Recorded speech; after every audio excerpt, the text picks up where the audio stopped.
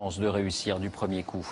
Une nouvelle donne maintenant et un nouveau mouvement de spéculation. Il y a un siècle et demi, c'était la ruée vers l'or en Californie. Aujourd'hui, c'est la ruée mondiale vers le diamant. Les prix s'envolent, portés par la demande chinoise ou indienne. On estime qu'il s'en vendra 2 fois plus d'ici à 2020, mais la production ne suit pas. Qui en profite? On verra ça dans un instant. D'abord, reportage Fanny Stenler, Frédéric Bonne avec nos bureaux à Moscou et à Bruxelles. Le diamant et ses dizaines de facettes. La plus brillante des pierres précieuses, un rêve pour beaucoup, le plus souvent inaccessible.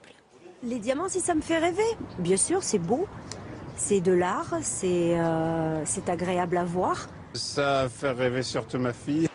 Mais d'autres ne se contentent pas de rêver, ils achètent. La preuve, le marché est en pleine hausse.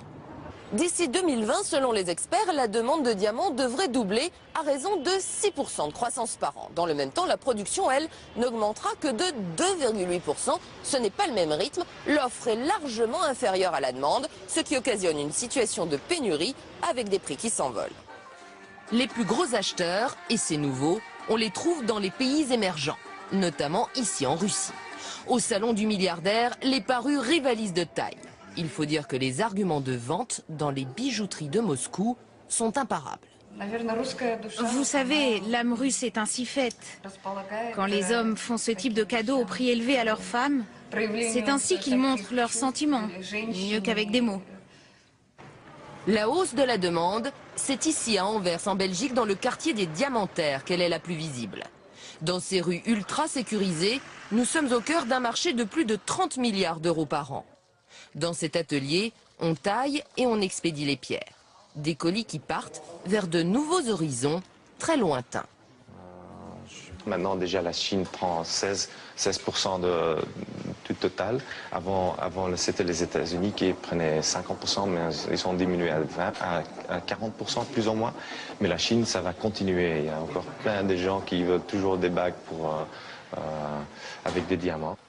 D'Anvers à la place Vendôme à Paris, ces nouveaux acheteurs se permettent toutes les folies, comme cette bague d'exception. Au cœur, une pierre de plus de 5 carats, soit 1 gramme, son prix de vente, 1 million d'euros. Des pièces qui risquent de devenir de plus en plus rares dans les années à venir. Les marchandises sont de plus en plus difficiles à trouver, car qu'est-ce qui est difficile aujourd'hui à trouver? Ce n'est pas réellement le diamant. C'est le diamant dont nous avons besoin dans notre métier, c'est-à-dire les diamants de très grande qualité. Et aujourd'hui, les joailliers espèrent que de nouveaux gisements seront découverts pour continuer à alimenter le marché. Bonsoir Jean-Paul Chapelle, vous nous avez rejoint. Alors qui profite de cette flambée? Quels sont les pays producteurs de diamants aujourd'hui? Bien, David, cette production de diamants dont la valeur est en train de flamber, c'est une véritable poule aux œufs d'or pour un petit pays, le Botswana, que vous voyez ici au-dessus de l'Afrique du Sud, à lui tout seul, 22% de la production mondiale, suivi de près par la Russie, le Canada et aussi bien sûr l'Afrique du Sud. En matière de commerce, là aussi c'est en train de changer. Le diamant se négocie encore à Anvers, en Belgique, place historique, 36% des ventes, mais Anvers est en train d'être détrôné par Bombay en Inde, qui ambitionne de devenir la capitale du diamant, sous la pression de la demande locale, et Tel Aviv est la 3e place. Voilà, nouvelle donne donc. Est-ce que le diamant devient, comme l'or, un objet de spéculation et d'investissement? Oui, c'est désormais une valeur refuge. Production stable et une demande qui augmente. Ceux qui ont investi dans l'or et veulent se diversifier, eh bien, ils achètent du diamant.